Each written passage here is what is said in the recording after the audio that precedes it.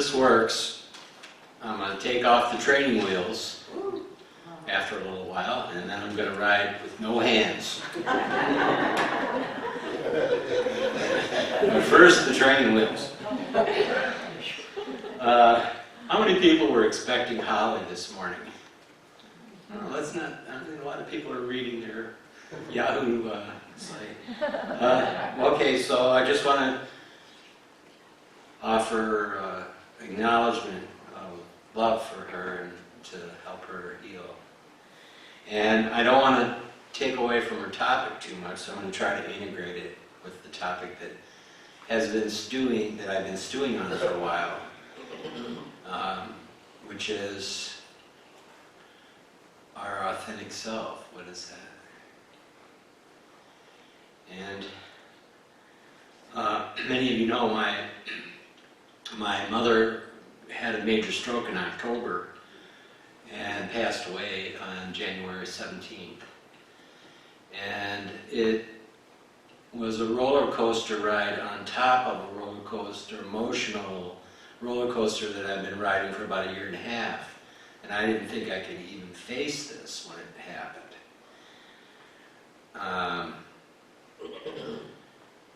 So that really brought about a shift in me that I had no idea that, was coming. And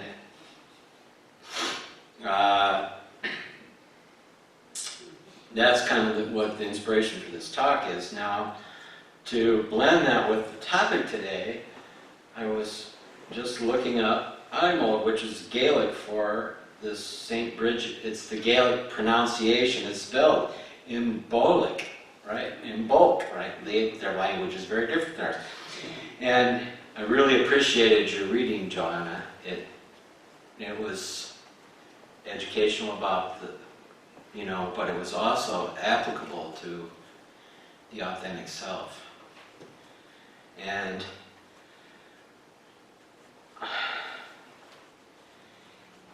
the ancient peoples, their spirituality was so grounded in the earth, and they saw changes in the earth as they didn't make the distinction so much that we do between spirit and matter.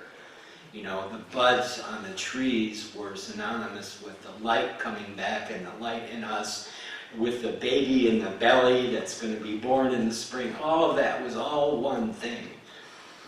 And I like to apply that to the cycles that we go through, that I'm going through spiritually, emotionally, with discovering that my story, my identity, that I hold so dearly to, is more of a troublemaker, right? It causes me more grief, pain, separation, isolation than some other inspiration from spirit, right? And so often, I think I have it figured out. I analyze. You can look at Della, she's smiling right now because she knows. She has to put up with my theories. I have a lot of friends who put up with my theories, and one of them that I've known for a long time said to a number of other my friends, a lot of people say Randall's a know-it-all. But actually, he's a theory-it-all. And I like theories because they give a sense of getting a grip on the ungrippable, right? And one of the things I've learned, because I am always coming up with theories, is it's okay to be wrong. In fact, it's fabulous to be wrong, because it shows me that there's so much more to know than I possibly could know, right? It's that, if I know, then the world is small. So,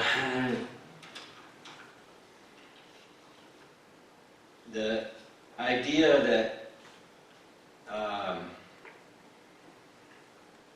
we associate the sun and the light with the light of spirit is so fabulous. It's so amazing that, we go out in the sun, we can be depressed, we can be contracted and shut down.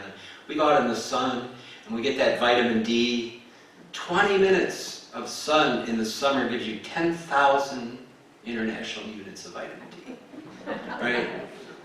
I won't go on any more about that. However, it gives you a huge lift, right? Physically a lift.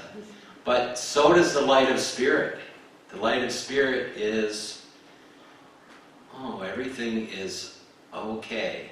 It's not what I think it is. It's not conflict, it's not fear, it's not retreat, it's not plotting against my enemies, it's not perseverating about Donald Trump. And so I have been going through these cycles where I get so stressed out that my speech sounds like I just drank a fifth, and my balance looks about the same. And if I rest and breathe for 10 minutes, that all goes away. And I've been having to deal with it that way pretty much since way before my mother got sick and died. After she had her stroke, I spent the first night in the hospital with her, and I realized just sitting there, not getting any sleep, but being with her and being focused on loving her, seeing her, tending to her needs, and seeing her just as a person that I cared about, not my mother with any baggage from the past, but somebody I just loved and wanted to be with. I had energy. I felt better than I'd felt in a long time, right? And something the light bulb started to go on about how that's different than the way I think about things normally, where I'm trying to solve problems or analyze why I feel X, Y, and Z. Something shifted, and the more I studied it and the more I thought about it, the more it became apparent to me that I was allowing my upsets. I wasn't trying to control them, right? And I wasn't trying to indulge in them either. I wasn't, getting depressed and staying in bed or shrieking and crying for too long. I would have meltdowns. I had a lot of meltdowns. But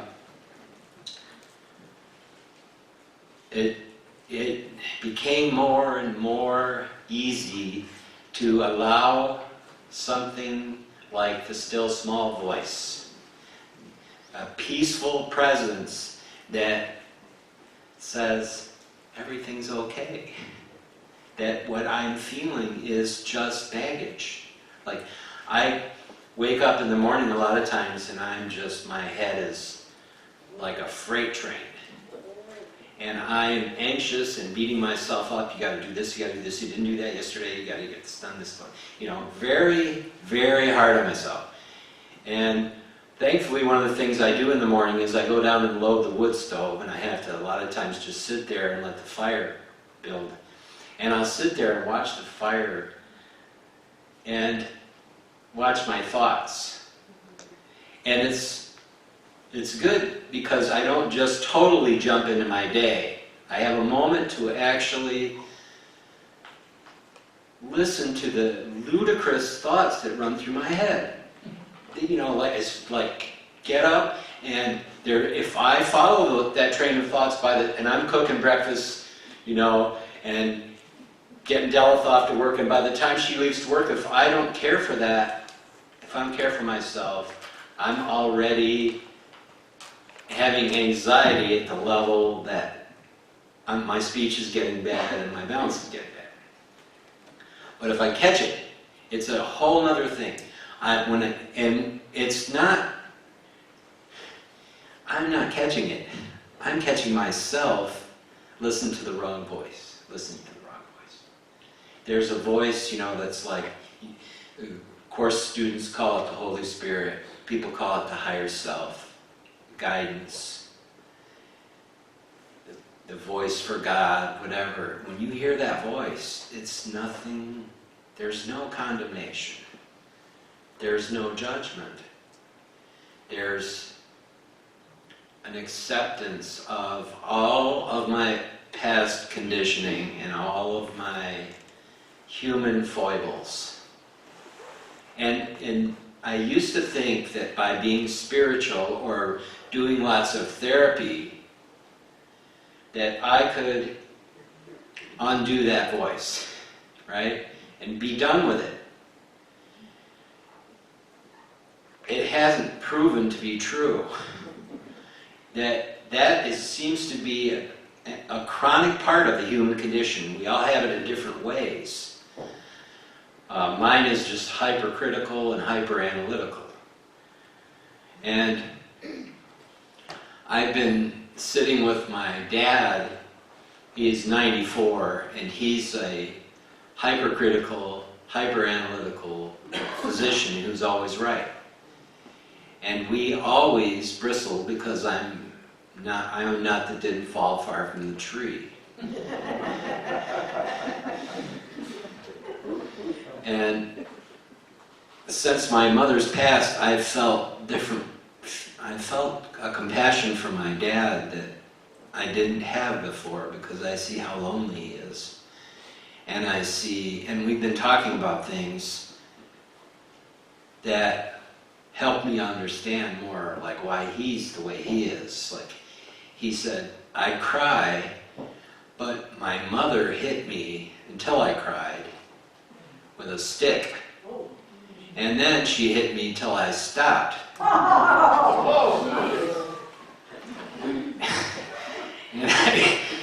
I said, I didn't miss a beat. I don't know how this happened. I know I got help. But I said, Dad, you did a lot better than your mother did. And he was shocked that I said that to him. He was speechless. Because usually I want to point out how I was hurt by him. And I thought I did it for the right reasons. I thought I was doing it so it could be brought to the light, right? But I tried beating my family up with that for years, and it always shut them down. And finally I realized the only light that I had to bring it to was mine, so I would catch myself being that way. And so it would be easier to forgive them, knowing they're just coming from their conditioning, from their wounding. And I look at the president right now, and I feel my father is helping me with him, with Donald Trump, because I see Donald Trump like I saw him the night that he found out he was elected. He looks scared out of his skin. And I think he still is. And if I do anything in terms of writing letters or protests, I want to know that I love that man and feel sorry for what he has to face. He was elected, in my opinion, on fear. And so he has to respond to the fear of the people, right? And how can you do that without creating more fear? It's hard. So I just I'm going to put the training wheels back on for a second here. This is something I paraphrase from the Course in Miracles, which when I suddenly realized I had peace, I didn't know where it came from. I woke up that way one morning, and then I read this in the Course, and this is a paraphrasing, but it's from the Christ in you. The love in you is very still. It rejoices when it recognizes its movement in the world. Specialness, which is the ego's dream of, I want to be seen. And the ego, I'm going to digress a little because the ego is, I have compassion for the ego, mine. As I've come to understand it, its only thing it really wants is to be seen, to be recognized as being unique and special. And yet, the only way it can do it is to join. And joining to the ego means annihilation. How can it join? How can it get the thing that it wants the most? It can never do that. It's in constant conflict. It's completely insane because it wants two opposing things. Specialness, which is what the ego wants, also takes joy in seeing itself. However, specialness will always lead to pain, isolation, and guilt. Love, on the other hand, looks only on truth and sees nothing in need of forgiveness. Let love be your eyes, ears, hand, and feet. Only specialness and its miscreations need forgiveness. Forgiveness is not ignoring, suppressing, or combating specialness. It is only a loving recognition of a mistake, a path no longer taken. Rejoice then that you have no eyes, no ears, no hands, no feet to identify with. Let love guide the body and give the senses new meaning so that glory and thanks can be witnessed by you wherever you go. And there you are. Okay, I guess I'll turn on the mic